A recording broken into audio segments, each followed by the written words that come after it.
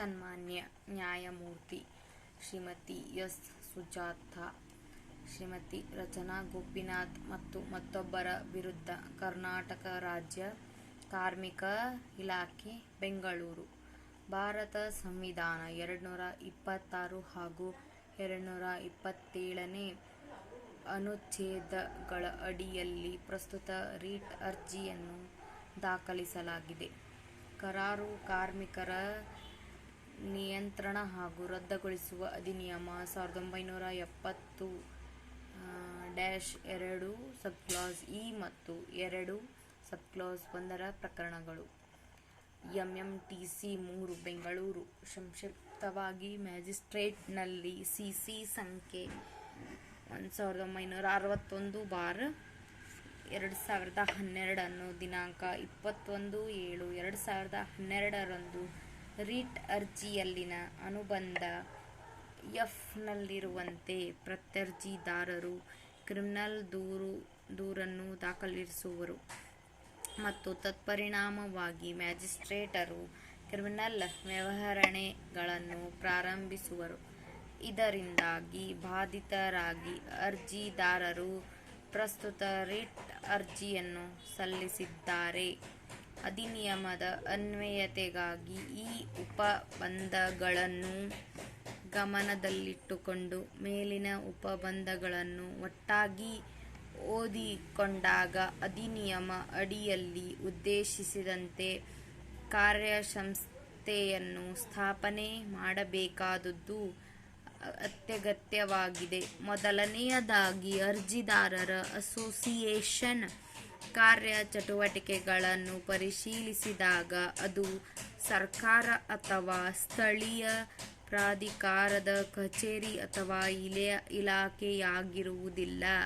Association ಯಾವುದೇ ಸ್ಥಳದಲ್ಲಿ ಕೈಗಾರಿಕೆ, ವಾಣಿಜ್ಯ, ವ್ಯಾಪಾರ, ಉತ್ಪಾದನೆಯಂತಹ ವೃತ್ತಿಗಳ ಚಟುವಟಿಕೆಗಳನ್ನು ನಡೆಸದಿರುವುದು ಕಂಡುಬರುತ್ತದೆ. ಇದರಿಂದ ಅಸೋಸಿಯೇಷನ್ ಅಧಿನಿಯಮದ 2ನೇ ಸಬ್ಕ್ಲಾಸ್ ಈ ಪ್ರಕರಣದಂತೆ ಕಾರ್ಯಸಂಸ್ಥೆಯೆಂದು ಅರ್ಥೈಸಲಾಗುವುದಿಲ್ಲ ಎಂಬುದು ಇಲ್ಲಿ ಸುಸ್ಪಷ್ಟವಾಗಿದೆ.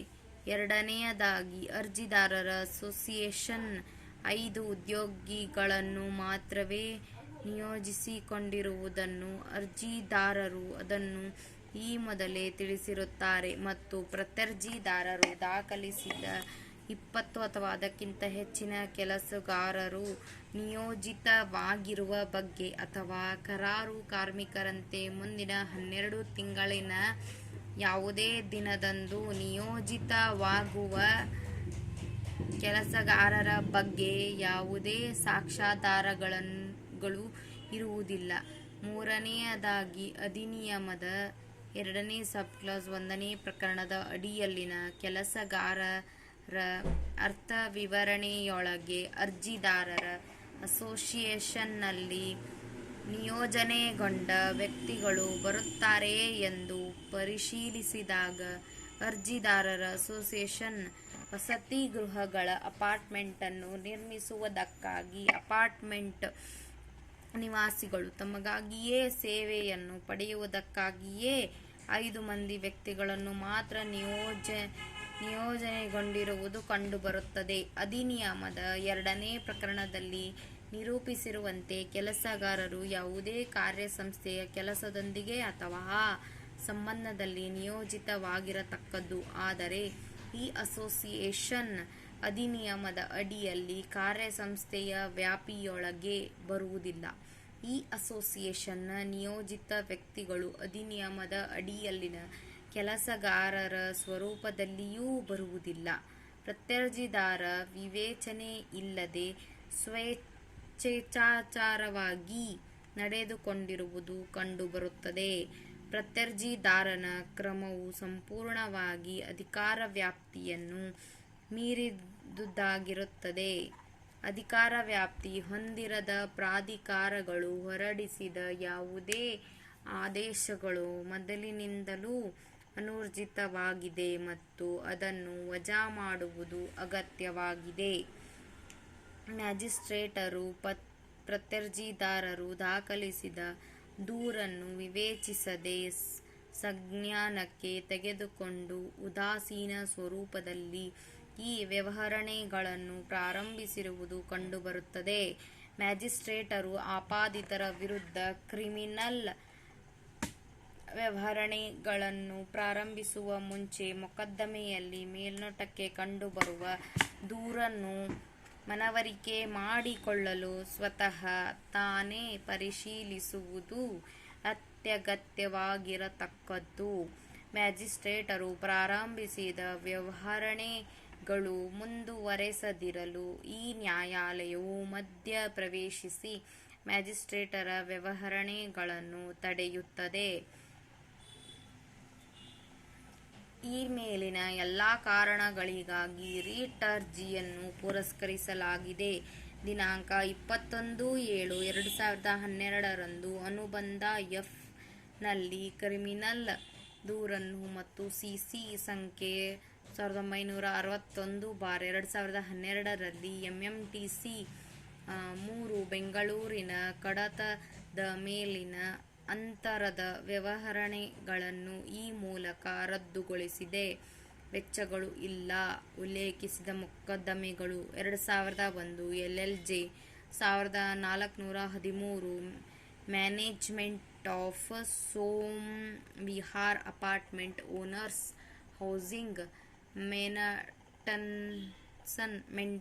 ಮೇಂಟೆನೆನ್ಸ್ ಸೊಸೈಟಿ ಲಿಮಿಟೆಡ್ ವಿರುದ್ಧ ಕೆಲಸಗಾರ care of Indian engineering and general Mazdoor second AIR 1978 SC 548 Bengaluru ನೀರು ಸರಬರಾಜು ಮತ್ತು ಒಳಚರಂಡಿ ಮಂಡಳಿ ವಿರುದ್ಧ R ರಾಜಪ್ಪ ಮತ್ತು ಇತರರು.